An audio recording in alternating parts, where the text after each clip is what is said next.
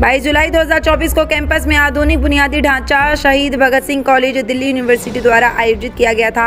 Due के 11 विषय के लिए प्रोफेसर डाई फंकसी द्वारा टीन वुडिंग को गैस के दिखाया गया था और योगेश सिंह डायरेक्टर वैन स्वीडी कैंपस प्रोफेसर श्री प्रकाश सिंह डेक्कन वैन कॉलेज प्रोफेसर बलराम पानी और विकास गुप्ता दिल्ली विश्वविद्यालय के रजिस्ट्रार विशेष अतिथि के रूप में एक कॉलेज से दूसरे कॉलेज में प्रवेश पाने के लिए 1 वर्ष से अधिक समय से स्नातक की उपाधि प्राप्त करना। शहीद भगत सिंह कॉलेज के संस्थापक प्रोफेसर योगेश सिंह से मुलाकात की गई। प्रोफेसर योगेश सिंह एक बहुत ही शानदार प्रतिभा के धनी हैं और उन्हें हर तरफ से सकारात्मक रूप से सम्मानित किया जाता है। कार्यक्रम की शुरुआत प्रोफेसर योगेश सिंह से हुई। कॉलेज के एनसीसी छात्रों को अपने कॉलेज के प्रोफेसर के रूप में जाना जाता है। वे चाहते हैं कि शहीद आजम भगत सिंह के कॉलेज के छात्र ने अपने कॉलेज में क्या स्थापित किया है। ये कॉलेज कैंपस और ओपेलू ऑडिटोरियम में एक नई सुविधा है, 2 नए हिस्बक्के, 1 नए स्लिम क्लास गेमर इंजिल के नए सदस्य। जब तक कार्यक्रम शुरू नहीं हो जाता तब तक कार्यक्रम शुरू हो चुका है, लेकिन अब ड्यू का काम शुरू हो चुका है। कॉलेज होप प्रोफेसर जैसा कि अरुण कुमार अत्री ने स्टूडेंट गेडो एंड हेट में काम किया था, वह अपने स्टूडेंट गेवर्ड पर ही काम कर रहे थे। वे प्रोफेसर की व्यक्तिगत प्रतिभा की अद्भुत प्रतिभा को देखते हैं। अत्री अपने छात्र पर आधारित है। शहीद भगत सिंह कॉलेज के अंतिम दिन जब वे शहीद हो गए तब वे निमर्ड एंडर्स के कॉलेज हाफ में थे और उनके पिता कोई नहीं थे। स्टूडेंट्स और टीचर्स के लिए सुविधा मुहैया कराना है, ये हर एडमिनिस्ट्रेटर का कर्तव्य भी है। और इसमें आप देखिए कि हमने स्टूडेंट्स के लिए सबसे पहले दिव्यांग बच्चों के लिए लिफ्ट का जो है प्रावधान किया है कि बच्चे ऊपर क्लासेस में नहीं जा पाते थे तो वो किया है। दूसरा 8 मॉडल क्लासरूम जो फुली सेंट्रलाइज्ड एसी होंगे, वो जिसमें टीचर कॉलर माइक से पढ़ाएगा, इंटरेक्टिव पैनल को यूज़ करते हुए पढ़ाएगा। और ये सारा जो है सारे क्लासरूम्स धीरे धीरे अगले 1-1.5 साल में सारे क्लासरूम्स इस तरह से हो जाएंगे। टीचर्स के लिए नया स्टाफ रूम भी बनाया गया है ताकि वो शाम तक अपना जो पूरा समय है कॉलेज में दे पाएँ, बैठने की समस्या ना हो। और उसके साथ ही जो मल्टीपर्पज़ हॉल बन रहा है वो 1200 की कैपेसिटी का बन रहा है। जो अभी देखेंगे गर्मियों में बच्चे परेशान होते हैं, जब एग्ज़ाम दे रहे होते हैं तब उनके पास बड़ी दिक्कत होती है, तो वो सब समस्या जो है वो ख़त्म हो जाएंगी। और हम 1200 के मल्टीपर्पज़ हॉल में स्पोर्ट्स की फैसिलिटी भी करा पाएंगे, बच्चों के एग्ज़ाम भी दिला पाएंगे और जितनी भी और समस्याएं हैं जो बच्चों को आती हैं गर्मी में, मौसम ख़राब उसमें और रेगुलरिटी में, वो सब हो पाएंगी।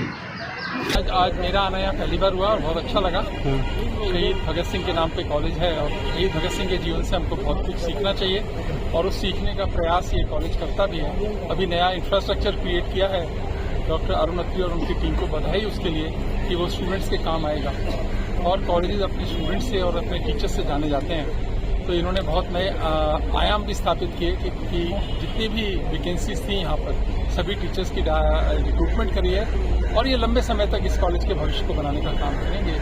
कॉलेज बहुत अच्छा करेगा, ऐसा सबका मानना है और मेरा भी मानना है। उसके लिए सभी को बहुत बधाई, ढेर सारी शुभकामनाएं। सर, बच्चे लोगों को क्या देना चाहते हैं संदेश? जो बच्चे पढ़ना चाहते हैं, कुछ युवा है जो बाहर रहते हैं, बाकी कॉलेज में एडमिशन नहीं करा पाते हैं, उनका सपना होता है कि हम भी अच्छे कॉलेज में, उनका सपना होता है कि दिल्ली विश्वविद्यालय में उनका एडमिशन हो और फिर अच्छे से वो जिस भी कोर्स में वो एडमिशन लेते हैं उसको अच्छे से पढ़ना चाहिए और उसमें महारत हासिल करनी चाहिए, क्योंकि आने वाला समय अपॉर्चुनिटीज़ का समय है। जो अपॉर्चुनिटीज़ आज नहीं है वो कल आने वाली हैं। हमें उनके हिसाब से अपने आप को तैयार करना चाहिए और बहुत भारत अच्छा, बड़ा, शक्तिशाली, प्रभावशाली, वैभवशाली बनेगा।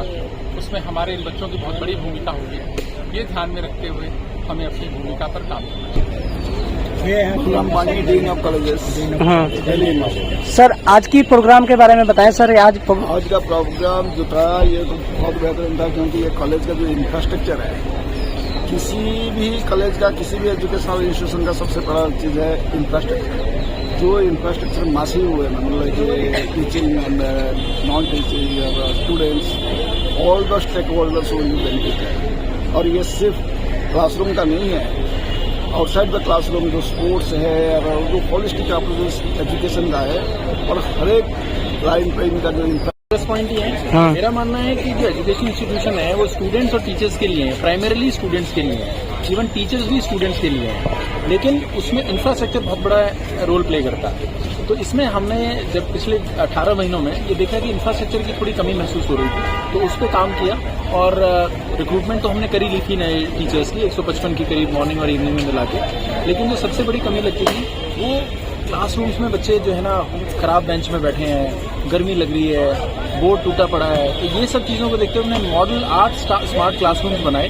उस 8 मॉडल स्मार्ट क्लासरूम जो है वो फुली एयर कंडीशनड है और नई सुविधाओं से लैस है। टीचर मतलब कॉलर माइक में पढ़ाएगा जैसे प्राइवेट यूनिवर्सिटीज़ में उसमें पढ़ाते हैं। उसके अलावा एक मल्टीपर्पज़ हॉल जो है वो अंडर कंस्ट्रक्शन है जो 1200 की कैपेसिटी का होगा और 500 की 2 और होंगे। एक ओपन एयर ऑडिटोरियम जहाँ पे आपने देखा कि यहाँ पे प्रोग्राम जो है अभी हुआ, ये सर्दियों में भी आप इस्तेमाल कर पाएंगे इसको। इसके अलावा टीचर्स के लिए जो है एक नया स्टाफ रूम बनाया गया ताकि वो शाम तक यहाँ पे रुक सकें। और जो दिव्यांग बच्चे हैं उनको बड़ी समस्या होती थी अगर फर्स्ट फ्लोर पे या सेकंड फ्लोर पे इनकी क्लास लगती थी, तो उसके लिए 2 लिफ्ट जो है वो कॉलेज में बना दी गई है। और इसी के साथ जो है लाइब्रेरी का एक्सपेंशन भी चल रहा है और आने वाले समय में और क्लासरूम्स भी बनेंगे और इंफ्रास्ट्रक्चर में इंप्रूवमेंट भी होगी। साथ ही ज्ञान प्रसार केंद्र का भी निर्माण किया गया है जिससे स्टूडेंट जो है देश में कहीं पे भी बैठ के अच्छे टीचर्स के लेक्चर्स जो है वो एक्सेस कर पाएगा।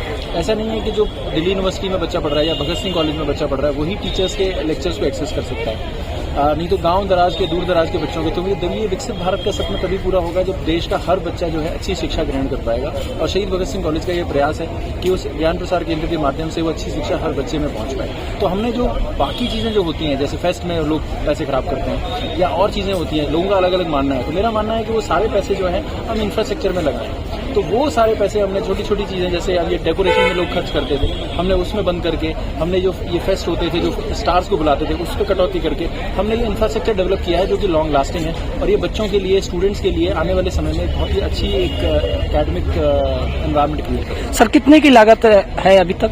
देखिए ये अभी तक जो है जो एस्टिमेटेड है जो सारा इंफ्रास्ट्रक्चर है वो बहुत ही कम में हुआ है। मतलब जितनी कॉस्ट एस्टिमेट्स आते हैं उससे आधे में ये जो है कंस्ट्रक्शन होती है। जैसे आप देखेंगे कि ये 92 लाख का ओपन एयर ऑडिटोरियम था लेकिन हमने 38 लाख में हमने ये बनाया। इसी तरीके से जो मल्टीपर्पज़ हॉल्स है वो 6 करोड़ का एस्टिमेट था और वो हमने 3 करोड़ 82 लाख में हम उसको बनाने वाले हैं। तो ये बहुत ही कम में स्मार्ट क्लासरूम्स तो मतलब बड़े ही इकोनॉमिकल तरीके से हमने, अगर आप देखोगे एक स्मार्ट क्लासरूम पे हमें खर्चा आया है कोई 6 लाख रुपए के करीब, तो वो बहुत ही कम है देखा जाए। ठीक है।